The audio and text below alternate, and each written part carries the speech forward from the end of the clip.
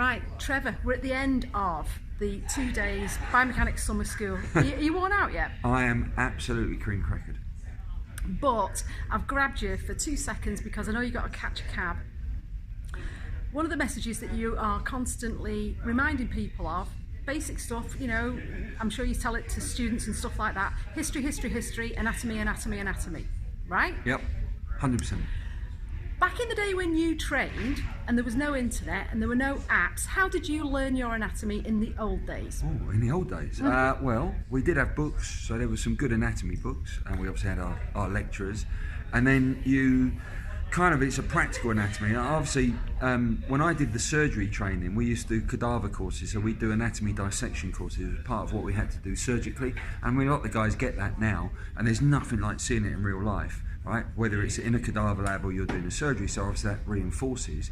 But then when I knew I wanted to do sports medicine and the MSK stuff, you can't make a diagnosis if you can't examine someone. You can't examine someone if you don't know the anatomy. So you just have to keep going back to it. And I still go back to it. And I still go on dissection courses. And then we might disguise them as a surgical course, so we do some surgery on the anatomy, right? But I dissect and look at the anatomy again, just to remind myself what it's like, because you've got so many different variations. It's not all textbook. You just have to keep doing it, keep doing it, keep doing it. And this day and age, you can get some great apps that you can have on there, show your patients the anatomy whilst you revise it yourself. That's a top tip. And do you know what? You make me feel so much less guilty now for not knowing it, because back in the day when I trained, and I qualified in 1991, you know, a year or two after you, I had Cunningham's anatomy. I've still got it on my bookshelf at home. Yeah. I've still got it. I sometimes pull that out to have a look at it. Really? Because I found it an excellent remedy for insomnia. Yeah. Two paragraphs in and I was asleep. I wasn't reading it from page to page. I was being selective of the anatomy I wanted to look at. But I've got about 4 or 5 different anatomy books home. I've got a couple of different anatomy programs, and you just put the anatomy on and go to Google and go to images, and it shows you when we didn't have the internet. Remember when we didn't have the internet? I remember when we didn't have the internet. Yeah.